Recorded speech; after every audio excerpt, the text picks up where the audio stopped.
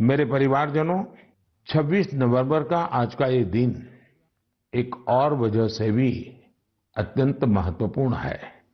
1949 में आज ही के दिन संविधान सभा ने भारत के संविधान को अंगीकार किया था।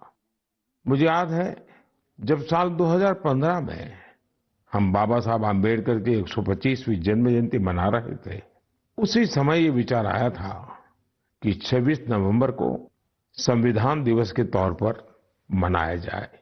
और तब से हर साल आज के इस दिन को हम संविधान दिवस के रूप में मनाते आ रहे हैं।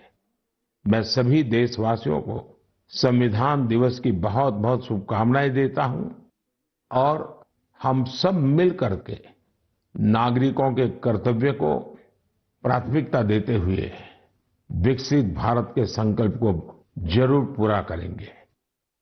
साथियों, हम सभी जानते हैं कि संविधान के निर्माण में 2 वर्ष 11 महीने 18 दिन का समय लगा था। श्री सच्चिदानंद सिन्हा जी संविधान सभा के सबसे बुजुर्ग सदस्य थे। 60 से ज्यादा देशों के संविधान का अध्ययन और लंबी चर्चा के बाद हमारे संविधान का ड्राफ्ट तैयार हुआ था। ड्राफ्ट तैयार होने के बाद उसे अंतिम रूप देने से पहले उसमें 2000 से अधिक संशोधन फिर किए गए थे। 1950 में संविधान लागू होने के बाद भी अब तक कुल 106 बार संविधान संशोधन किया जा चुका है। समय, परिस्थिति, देश की आवश्यकता को देखते हुए अलग अलग सरकारों ने अलग अलग समय पर संशोधन किए, लेकिन ये भी दुर्भाग्य रहा कि संविधान का पहला संशोधन फ्रीडम ऑफ स्पीच और फ्रीडम ऑफ एक्सप्रेशन के अधिकारों में कटौती करने के लिए हुआ था।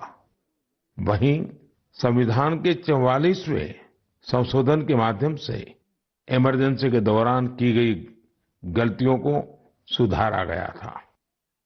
साथियों, ये भी बहुत प्रेरक है कि संविधान सभा के कुछ सदस्य मनोनीत किए गए थे, जिनमें से 15 महिलाएं थी। ऐसी एक सदस्य हंसा मेहता जी ने महिलाओं के अधिकार और न्याय की आवाज बुलंद की थी। उस दौर में भारत उन कुछ देशों में था जहां महिलाओं को संविधान से वोटिंग का अधिकार दिया। राष्ट्र निर्माण में जब सबका साथ होता है, तभी सबका विकास भी हो पाता है। मुझे संतोष है कि संविधान निर्माताओं के उसी दूरदृष्टि का पालन करते हुए अब भारत के संसद ने नारी शक्ति वंदन अधिनियम को पास किया है। नारी शक्ति वंदन अधिनियम हमारे लोकतंत्र की संकल्प शक्ति का उदाहरण है। ये विकसित भारत के हमारे संकल्प को गति देने के लिए भी उतना ही सहायक होगा। मेरे परिवारजनों, राष्ट्र निर्माण की कमान जब जनता जनार्दन संभाल लेती है, तो दुनिया की कोई भी ताकत उस देश को आगे बढ़ने से नहीं रोक पाती। आज भारत में भी स्पष्ट दिख रहा है कि कई परिवर्तनों का नेतृत्व देश की 140 करोड़ जनता ही कर रही है।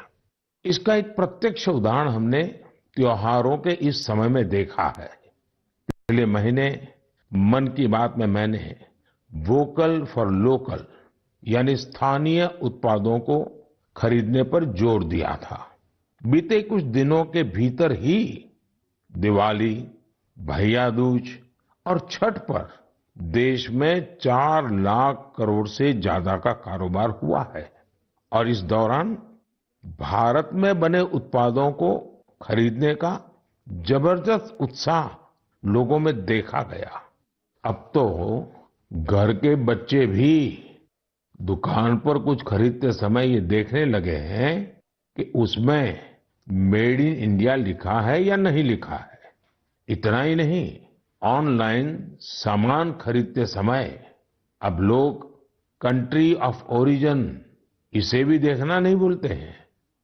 साथियों, जैसे स्वच्छ भारत अभियान की सफलता ही उसकी प्रेरणा बन रही है, वैसे ही वोकल फॉर लोकल की सफलता विकसित भारत, समृद्ध भारत के द्वार खोल रही है। वोकल फॉर लोकल का ये अभियान पूरे देश की अर्थव्यवस्था को मजबूती देता है। वोकल फॉर लोकल अभियान रोजगार की गारंटी है, ये विकास की गारंटी है, ये देश के संतुलित विकास की गारंटी है। इससे शहरी और ग्रामीण दोनों को समान अवसर मिलते हैं। इससे स्थानीय उत्पादों में वैल्यू एडिशन का भी मार्ग बनता है।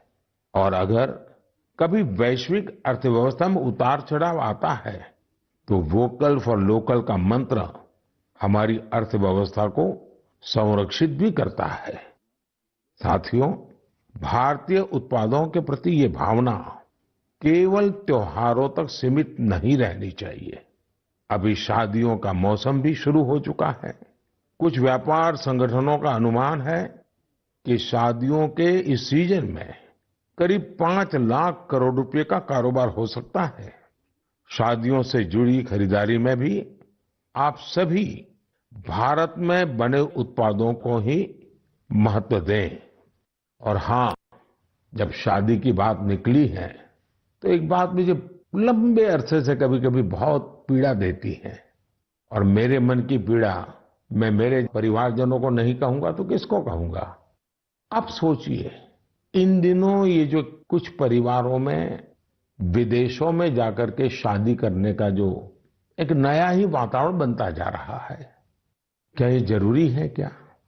भारत की मिट्टी में, भारत के लोगों के बीच अगर हम शादी ब्याह मनाएं तो देश का पैसा देश में रहेगा। देश के लोगों को आपकी शादी में कुछ न कुछ सेवा करने का अवसर मिलेगा। छोटे छोटे गरीब लोग भी अपने बच्चों को आपकी शादी की बातें बताएंगे। क्या आप वोकल फॉर लोकल के इस मिशन को विस्तार दे सकते हैं? क्यों न हम शादी ब्याह ऐसे समारोह अपने ही देश में करें। हो सकता है आपको चाहिए वैसी व्यवस्था आज नहीं होगी, लेकिन अगर हम इस प्रकार के आयोजन करेंगे तो व्यवस्थाएं भी विकसित होगी। ये बहुत बड़े परिवारों से जुड़ा हुआ विषय है। मैं आशा करता हूं मेरी ये पीड़ा उन बड़े बड़े परिवारों तक जरूर पहुंचेगी। मेरे परिवारजनों, त्योहारों के इस मौसम में एक और बड़ा ट्रेंड देखने को मिला है। ये लगातार दूसरा साल है जब दीपावली के अवसर में कैश देकर कुछ सामान खरीदने का धीरे धीरे धीरे कम होता जा रहा है। यानी अब लोग ज्यादा से ज्यादा डिजिटल पेमेंट कर रहे हैं। ये भी बहुत उत्साह बढ़ाने वाला है। आप एक और काम कर सकते हैं। आप तय करिए कि 1 महीने तक आप यूपीआई से या किसी डिजिटल माध्यम से ही पेमेंट करेंगे, कैश पेमेंट नहीं करेंगे। भारत में डिजिटल क्रांति की सफलता ने इसे बिल्कुल संभव बना दिया है। और जब 1 महीना हो जाए तो आप मुझे अपने अनुभव, अपनी फोटो जरूर शेयर करिएगा। मैं अभी से आपको एडवांस में अपनी शुभकामनाएं देता हूं। मेरे परिवारजनों, हमारे युवा साथियों ने देश को एक और बड़ी खुशखबरी दी है जो हम सभी को गौरव से भर देने वाली है। इंटेलिजेंस, आइडिया और इनोवेशन आज भारतीय युवाओं की पहचान है। इसमें टेक्नोलॉजी के कॉम्बिनेशन से उनकी इंटेलेक्चुअल प्रॉपर्टीज में निरंतर बढ़ोतरी हो, ये अपने आप में देश के सामर्थ्य को बढ़ाने वाली महत्वपूर्ण प्रगति है। आपको ये जानकर अच्छा लगेगा कि 2022 में भारतीयों के पेटेंट आवेदन में 31% से ज्यादा की बढ़ोतरी हुई है। वर्ल्ड इंटेलेक्चुअल प्रॉपर्टी ऑर्गेनाइजेशन ने एक बड़ी ही दिलचस्प रिपोर्ट जारी की है। ये रिपोर्ट बताती है कि पेटेंट फाइल करने में सबसे आगे रहने वाले टॉप 10 देशों में भी ऐसा पहले कभी नहीं हुआ। इस शानदार उपलब्धि के लिए मैं अपने युवा साथियों को बहुत बहुत बधाई देता हूं। मैं अपने युवा मित्रों को विश्वास दिलाना चाहता हूं कि देश हर कदम पर आपके साथ है। सरकार ने जो प्रशासनिक और कानूनी सुधार किए हैं, उसके बाद आज हमारे युवा एक नई ऊर्जा के साथ बड़े पैमाने पर इनोवेशन के काम में जुटे हैं। 10 वर्ष पहले के आंकड़ों से तुलना करें तो आज हमारे पेटेंट को 10 गुना ज्यादा मंजूरी मिल रही है। हम सभी जानते हैं कि पेटेंट से न सिर्फ देश की इंटेलेक्चुअल प्रॉपर्टी बढ़ती है, बल्कि इससे नए नए अवसरों के भी द्वार खुलते हैं। इतना ही नहीं, ये हमारे स्टार्टअप्स की ताकत और क्षमता को भी बढ़ाते हैं। आज हमारे स्कूली बच्चों में भी इनोवेशन की भावना को बढ़ावा मिल रहा है। अटल टिंकरिंग लैब, अटल इनोवेशन मिशन, कॉलेजों में इंक्यूबेशन सेंटर्स, स्टार्टअप्स इंडिया अभियान, ऐसे निरंतर प्रयासों के नतीजे देशवासियों के सामने हैं। ये भी भारत की युवा शक्ति, भारत की इनोवेटिव पावर का प्रत्यक्ष उदाहरण है। इसी जोश के साथ आगे चलते हुए ही हम विकसित भारत के संकल्प को भी प्राप्त करके दिखाएंगे।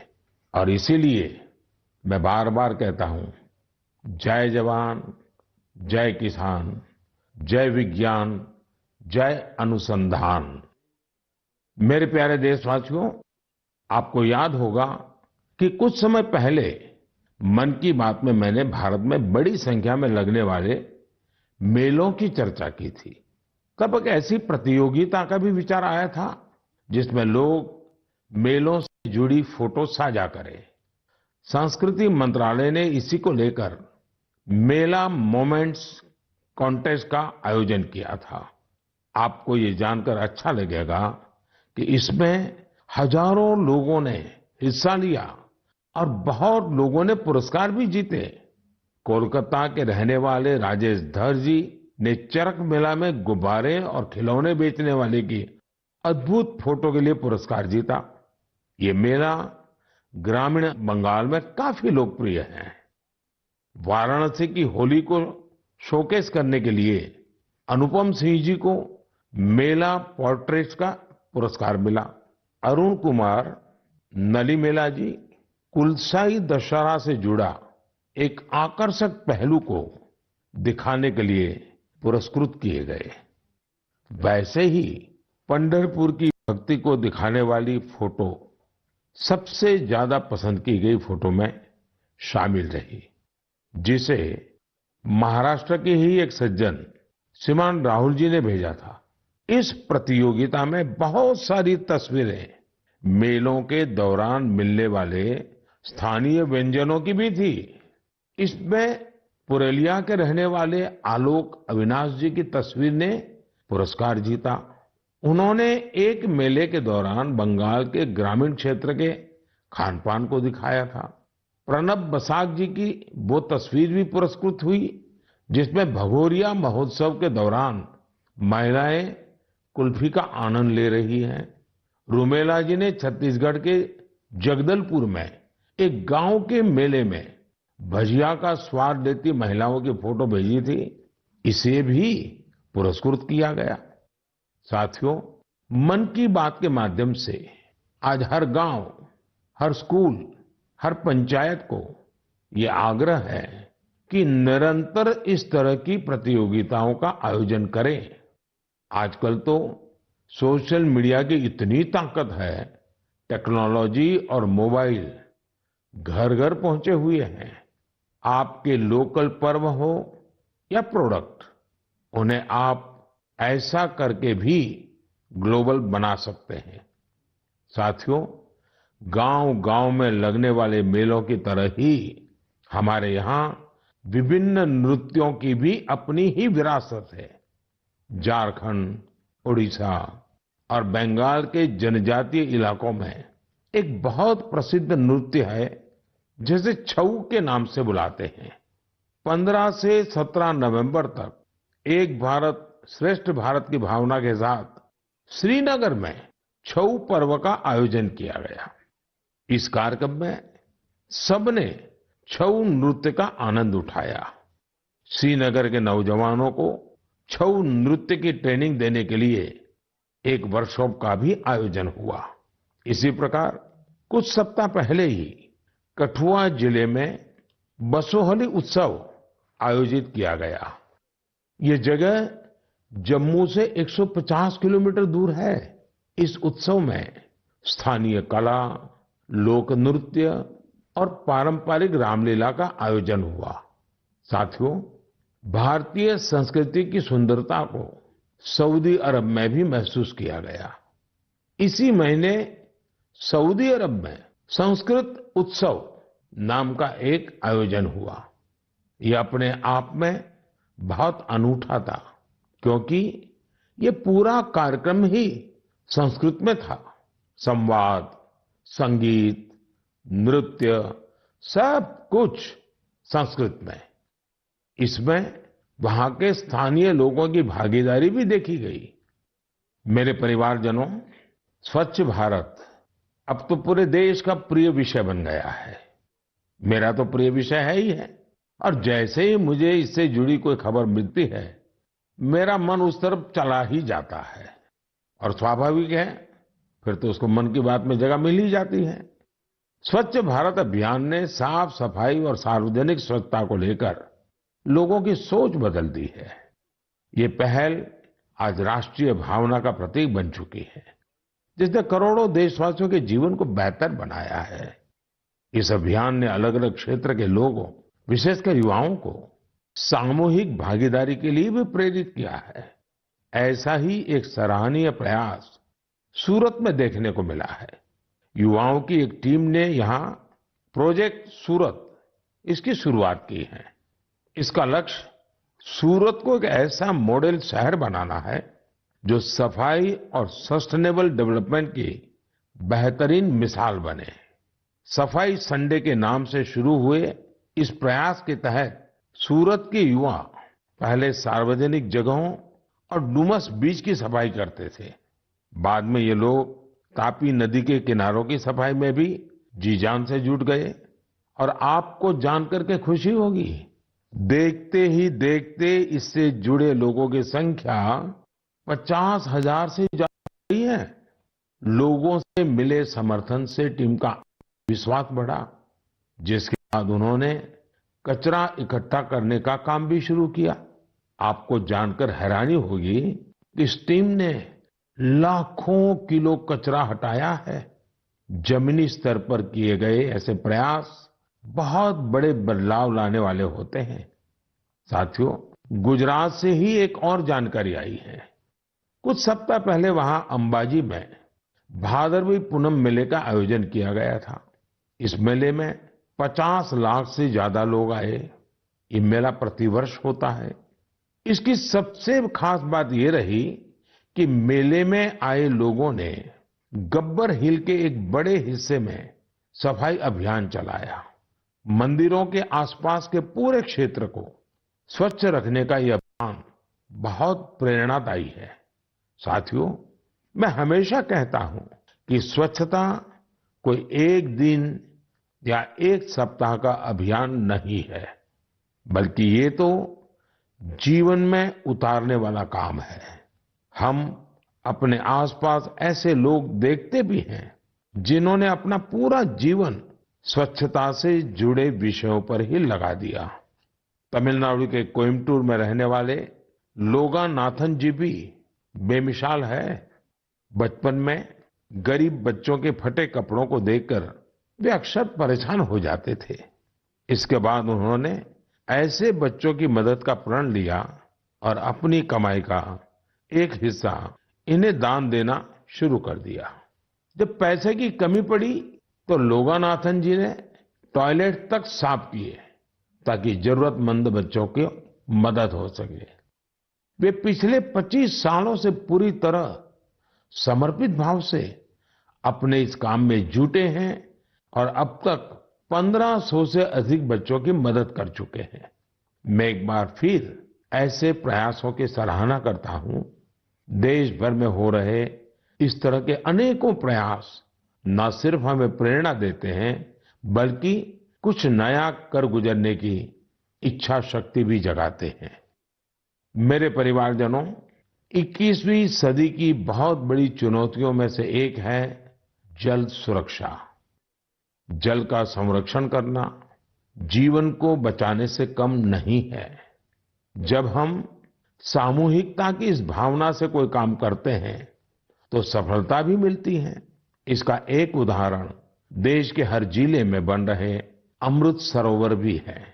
अमृत महोत्सव के दौरान भारत ने जो 65,000 से ज्यादा अमृत सरोवर बनाए हैं, वो आने वाली पीढ़ियों को लाभ देंगे। अब हमारा ये भी दायित्व है कि जहां जहां अमृत सरोवर बने हैं, उनकी निरंतर देखभाल हो, वो जल संरक्षण के प्रमुख स्रोत बने रहें। साथ जल संरक्षण की ऐसी ही चर्चाओं के बीच मुझे गुजरात के अमरेली में हुए जल उत्सव का भी पता चला। गुजरात में 12 मास बहने वाली नदियों का भी अभाव है, इसलिए लोगों को ज्यादातर बारिश के पानी पर ही निर्भर रहना पड़ता है। पिछले 20-25 साल में सरकार और सामाजिक संगठनों के प्रयास के बाद वहां की स्थिति में बदलाव जरूर आया है और इसलिए वहां जल उत्सव की बड़ी भूमिका है। अमरेली में हुए जल उत्सव के दौरान जल संरक्षण और झीलों के संरक्षण को लेकर लोगों में जागरूकता बढ़ाई गई। इसमें वाटर स्पोर्ट्स को भी बढ़ावा दिया गया। वाटर सिक्योरिटी के जानकारों के साथ मंथन भी किया गया। कार्यक्रम में शामिल लोगों को तिरंगे वाला वाटर फाउंटेन बहुत पसंद आया। इस जल उत्सव का आयोजन सूरत के डायमंड बिजनेस में नाम कमाने वाले सब्जीभाई धोड़किया के फाउंडेशन ने किया। मैं इसमें शामिल प्रत्येक व्यक्ति को बधाई देता हूं। जल संरक्षण के लिए ऐसे ही काम करने की शुभकामनाएं देता हूं। मैं आज दुनिया भर में स्किल डेवलपमेंट के महत्व को स्वीकार्यता मिल रही है। जब हम किसी को कोई स्किल सिखाते हैं तो उसे सिर्फ हुनर ही नहीं देते, बल्कि उसे आय का एक जरिया भी देते हैं। और जब मुझे पता चला कि एक संस्था पिछले 4 दशक से स्किल डेवलपमेंट के काम में जुटी है, तो मुझे और भी अच्छा लगा। ये संस्था आंध्र प्रदेश के श्रीकाकुलम में है और इसका नाम बेल्जीपुरम यूथ क्लब है। स्किल डेवलपमेंट पर फोकस कर बेल्जीपुरम यूथ क्लब ने करीब 7,000 महिलाओं को सशक्त बनाया है। इनमें से अधिकांश महिलाएं आज अपने दम पर अपना कुछ काम कर रही है। इस संस्था ने बाल मजदूरी करने वाले बच्चों को भी कोई ना कोई हुनर सिखाकर उन्हें उस दुष्चक्र से बाहर निकालने में मदद की है। बेल्जीपुरम यूथ क्लब की टीम ने किसान उत्पाद संघ यानी एफपीओ से जुड़े किसानों को भी नई स्किल सिखाई, जिससे बड़ी संख्या में किसान सशक्त हुए हैं। स्वच्छता को लेकर भी यह यूथ क्लब गांव-गांव में जागरूकता फैला रहा है। इसने अनेक शौचालयों का निर्माण की भी मदद की है। मैं स्किल डेवलपमेंट के लिए इस संस्था से जुड़े सभी लोगों को बहुत-बहुत बधाई देता हूं, उनकी सराहना करता हूं। आज देश के गांव-गांव में स्किल डेवलपमेंट के लिए ऐसे ही सामूहिक प्रयासों की आवश्यकता है।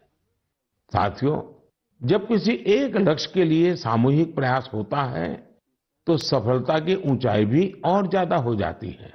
मैं आप सभी से लद्दाख का एक प्रेरक उदाहरण साझा करना चाहता हूं। आपने पश्मीना शॉल के बारे में तो जरूर सुना होगा। पिछले कुछ समय से लद्दाखी पश्मीना की भी बहुत चर्चा हो रही है। लद्दाखी पश्मीना लुम्स ऑफ लद्दाख के नाम से दुनिया भर के बाजारों में पहुंच रहा है। आप ये जानकर हैरान रह जाएंगे, इसे तैयार करने में 15 गांवों की 450 से महिलाएं शामिल हैं। पहले वे अपने उत्पाद वहां आने वाले पर्यटकों को ही बेचती थी, लेकिन अब डिजिटल भारत के इस दौर में उनकी बनाई चीजें देश दुनिया के अलग अलग बाजारों में पहुंचने लगी हैं। यानी हमारा लोकल अब ग्लोबल हो रहा है और इससे इन महिलाओं की कमाई भी बढ़ी है। साथियों, नारी शक्ति की ऐसी सफलताएं देश के कोने कोने में मौजूद है। जरूरत ऐसी बातों को ज्यादा से ज्यादा सामने लाने की है और ये बताने के लिए मन की बात से बेहतर और क्या होगा। तो आप भी ऐसे उदाहरणों को मेरे साथ ज्यादा से ज्यादा शेयर करें। मैं भी पूरा प्रयास करूंगा कि उन्हें आपके बीच ला सकूं। मेरे परिवारजनों, मन की बात में हम ऐसे सामूहिक प्रयासों की चर्चा करते रहे हैं जिनसे समाज में बड़े बड़े बदलाव आए हैं। मन की बात की एक और उपलब्धि ये भी है कि इसने घर घर में रेडियो को और अधिक लोकप्रिय बना दिया है। माय गॉव पर मुझे उत्तर प्रदेश में अमरोहा के राम सिंह बौद्ध जी का एक पत्र मिला है। राम सिंह जी पिछले कई दशकों से रेडियो संग्रह करने के काम में जुटे हैं। उनका कहना है कि मन की बात के बाद से उनके रेडियो म्यूजियम के प्रति लोगों की उत्सुकता और बढ़ गई है। ऐसे ही मन की बात से प्रेरित होकर अहमदाबाद के पास तीर्थ धाम प्रेरणा तीर्थ ने एक दिलचस्प प्रदर्शनी लगाई है। इसमें देश विदेश के 100 से ज्यादा एंटीक रेडियो रखे गए हैं। यहाँ मन की बात के अब तक के सारे एपिसोड्स को सुना जा सकता है। कई और उदाहरण हैं जिनसे पता चलता है कि कैसे लोगों ने मन की बात से प्रेरित होकर अपना खुद का काम शुरू किया। ऐसा ही एक उदाहरण कर्नाटक के चामराजनगर की वर्षा जी का है, जिन्हें मन की बात ने अपने पैरों पर खड़ा होने के लिए प्रेरित किया। इस कार्यक्रम के एक एपिसोड से प्रेरित होकर उन्होंने केले से जैविक खाद बनाने का काम शुरू किया। प्रकृति से बहुत लगाव रखने वाली वर्षा जी की ये पहल दूसरे लोगों के लिए भी रोजगार के मौके लेकर आई है। मेरे परिवारजनों, कल 27 नवंबर को कार्तिक पूर्णिमा का पर्व है। इसी दिन देव दीपावली भी मनाई जाती है और मेरा तो मन रहता है कि मैं काशी की देव दीपावली जरूर देखूं। इस बार मैं काशी तो नहीं जा पा रहा हूं, लेकिन मन की बात के माध्यम से बनारस के लोगों को अपनी शुभकामनाएं जरूर भेज रहा हूं। इस बार भी काशी के घाटों पर लाखों दिए जलाए जाएंगे, भव्य आरती होगी, लेजर शो होगा। लाखों की संख्या में देश विदेश से आए लोग देव दीपावली का आनंद लेंगे। साथियों, कल पूर्णिमा के दिन ही गुरु नानक देव जी का भी प्रकाश पर्व है। गुरु नानक जी के अनमोल संदेश भारत ही नहीं, दुनिया भर के लिए आज भी प्रेरक और प्रासंगिक है। ये हमें सादगी, सद्भाव और दूसरों के प्रति समर्पित होने के लिए प्रेरित करते हैं। गुरु नानक देव जी ने सेवा भावना, सेवा कार्यों की जो सीख दी, उसका पालन हमारे सिख भाई बहन पूरे विश्व में करते नजर आते हैं।